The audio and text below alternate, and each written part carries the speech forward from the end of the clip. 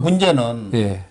지금 미국에서 원하고 있는 게 그 공동성명에 예. 중국에 대해서 좀 문재인 대통령이 강력히 예. 입장을 표명하는, 그러니까 우리 쪽에 살아 확실히 그 얘기를 담지 않은 것 같고, 하나는 또 하나는 지금 오늘 뭐 조간이라든가 이렇게 크게 났지만 94세 한국 전쟁 영웅 아, 그렇죠. 그 훈장을 예. 문재인 대통령 앞에서 주는 이유가 뭐겠느냐. 한미동맹, 한미일 동맹 알지? 그거 아니겠습니까? 그래서 문재인 대통령으로서는 오히려 혹을 더 하나 붙여오고 오는 거 아닌가. 뭐 진퇴양난이죠. 문재인 대통령으로서는. 문재인 대통령이 대중국 관계에서 유화책을 쓴 거는 중국이 사실은 북한을 이렇게 조정하고 있지 않습니까? 예.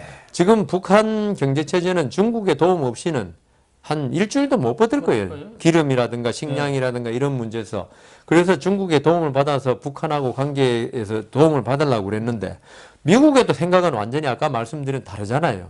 중국의 어떤 지적 재산권 침해, 그 다음 어떤 군사력의 어떤 팽창, 그래서 뭐 필리핀에 대해서 그렇고, 그 다음 일본에 대해서, 대만에 대해서. 그래서 지금 미국이 대만하고, 대만을 71년에 그 닉슨 등소평 회담 이후에 대만을 국가로 인정 안 했지 않습니까? 그런데 트럼프 때도 그랬지만 자꾸 대만 쪽에 기울어진 정책을 계속 쓰는 거예요, 지금. 중국으로서는 참을 수 없는, 중국은 뭐라 그러냐면 대만을 자기 나라 땅인데 점령된 레니게이드 에어리어라 그래가지고 아주 그 지금 침탈된 땅이라는 그 뜻인데요. 그러니까 조직 폭력배가, 예? 폭력배들이 지금 우리 땅인데 거기서 차지하고 앉아서 안 내놓는다. 예. 그런 정도로 예민합니다. 예. 그래서 중국은, 대만은 국가 명칭이 중화민국 타이페이인가 그렇잖아요. 예, 중국 타이페이인가 그 정도로 국가를 인정하는데, 미국으로서는 지금 대만을 그렇게 길을 계속 살리고 무기도 수출하는 게, 그러니까 중국은 또 비행기 막 영공 침해하고 이랬는데요. 그 문재인 대통령은 중국의 신기를 건드리면 안 되잖아요. 근데 또 지금 미국을 방문했는데 바이든으로서는 한국이, 물론 쿼드 참가하라고 이야기도 했지만은, 한국이 물론 국력은 일본이나 뭐 그 인도에 비해서 모자라지만 그래도 동맹이 많을수록 좋은 거 아닙니까? 그래서 그 한국에 대해서 어떤 그 자기 입장을 표명해라 하는데, 이걸 지금 문재인 대통령이 할 수가 없는 거죠. 그렇죠. 그렇게 입장 표명하고 한국에 오면 당장 뭐 중국에서 난리 날 건데요. 금수 조치, 뭐 한국 상품 그 금수 조치 해버리고 이러면은 불매운동 해보고. 불매운동 해보고 우리 그때 사드 때 봤지 않습니까? 그래서 이 부분이 지금 공동성명에 지금 바이든은 넣기를 원하지만 문재인 대통령으로서 어떻게 대응할지, 대응하기가 정말, 이거는 아까 말씀드린 백신이나 이 문제하고도 완전히 틀리다. 그래서 아까 혹대로 가셨다면 혹 2개쯤 붙여올 것 같아요. 그 부분은 어떻게, 이게 진짜 절묘한 수를, 이게 외통수예요, 사실은. 예. 어떤 여기서 물러날 데가 없는 거예요, 이게. 이게 잘못되면 공동성명, 옛날에 무슨 그 정상가에 공동성명 없이 끝난 것도 있던데 보니까. 그런 적이 있어요. 그러니까요. 그래서 문재인 대통령의 이번 방미는 이게 참 여러 가지 좀 얻으려고 갔는데 오히려 궁지에 몰려서 오는 게 아닌가, 그런 염려가 많이 됩니다.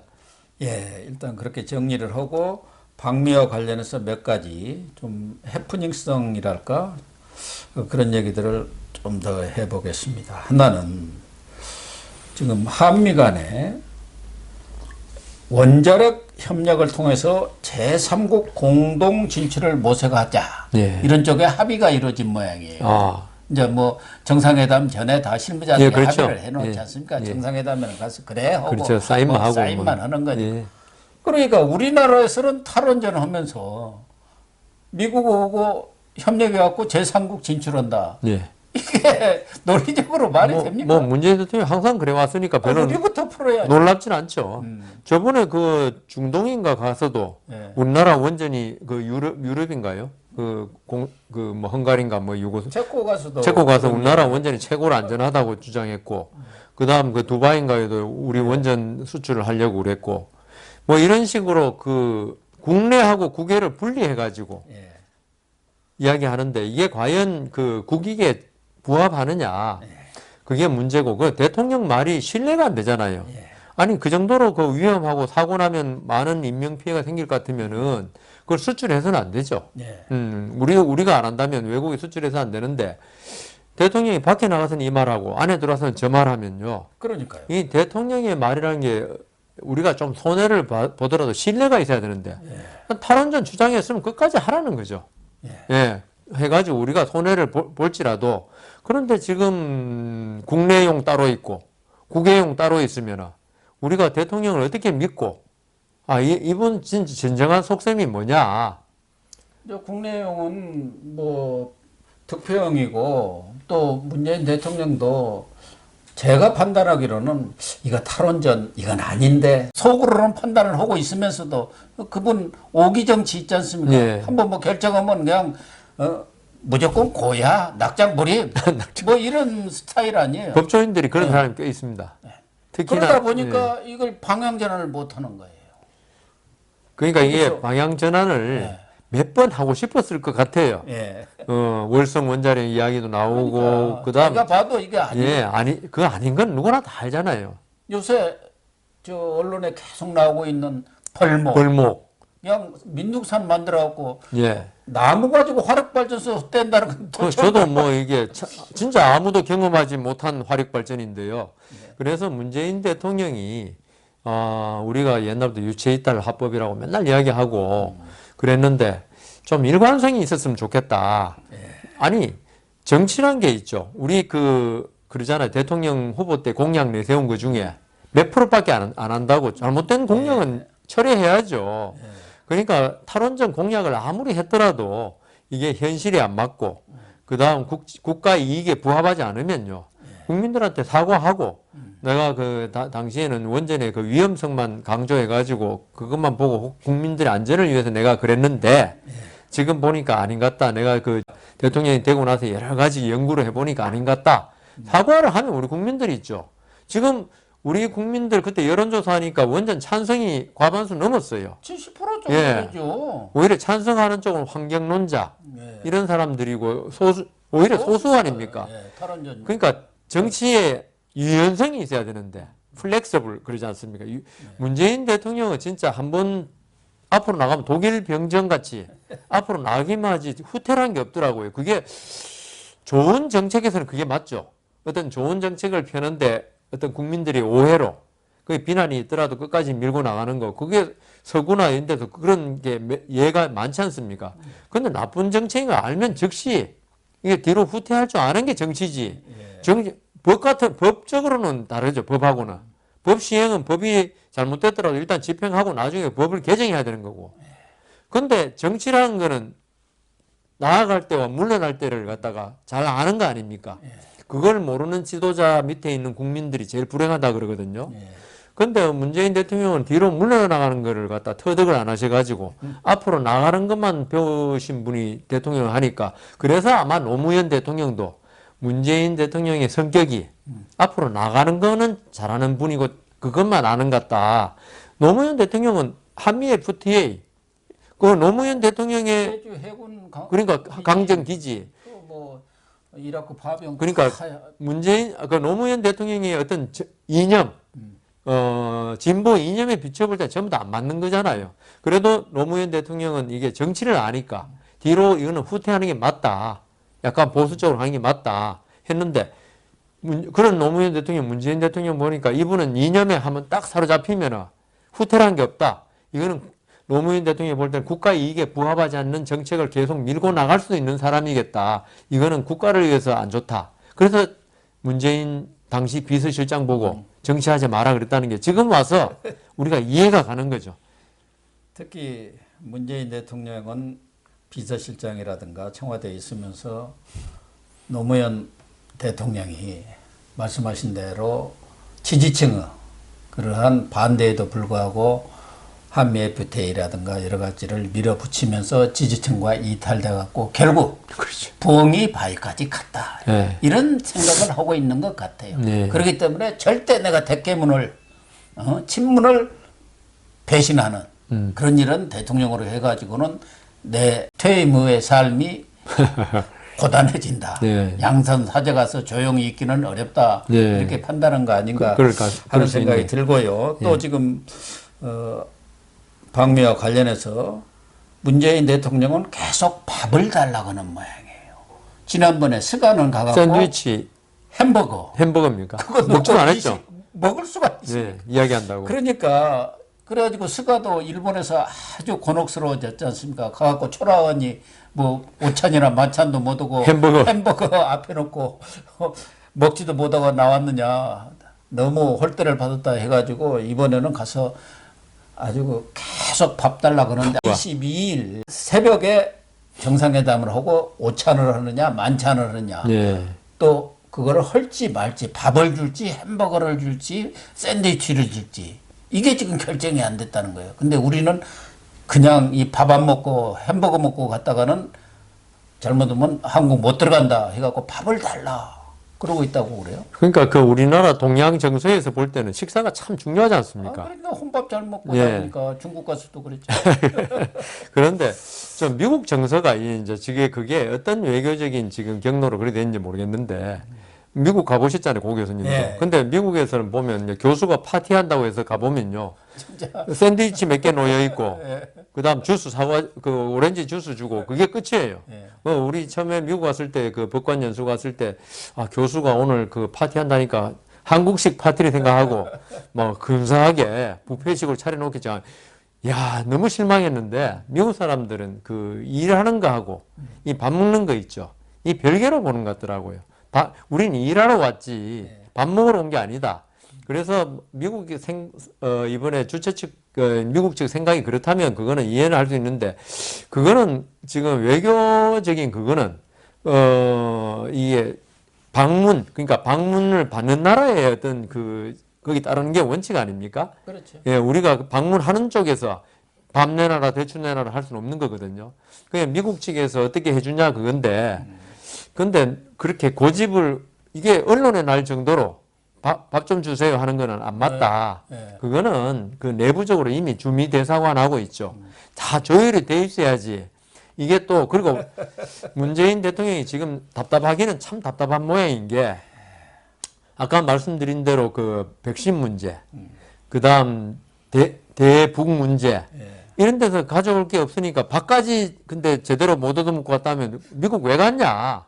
아니 중국 갔다가 혼밥 먹고 나서 얼마나 그래, 비난 많이 받았죠. 났지 않습니까? 예. 그러니까 미국 가서 밥을 못 먹는데 저도 미국에 연수로 잠깐 가 있었는데 그냥 파티한 데 가니까 뭐 별거 없는데 그쪽에 아는 거기 가서 사귀신 교수 한 분이 자기 집에 초청을 하니까 아주 예.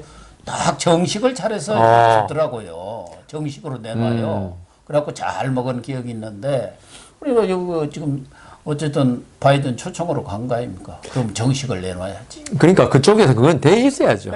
이미 그 조율이 돼 있고, 그러니까 문재인 대통령으로서는 그 방미 목적 중에 지금 달성 가능성이 있는 게 별로 없으니까 밥이라도 참 제대로 대접받고 왔다고 이야기해야 되니까. 아니 그런데 밥 얘기만 하는 게 아니고 또 하나 좀 홀대 얘기가 나오는 게 예. 스가 총리는 지난번 4월에 예. 미국 갔지 않습니까? 예. 그 미국의 영빈관이 블레어 하우스 아니에요. 예. 거기서 잤거든요. 예.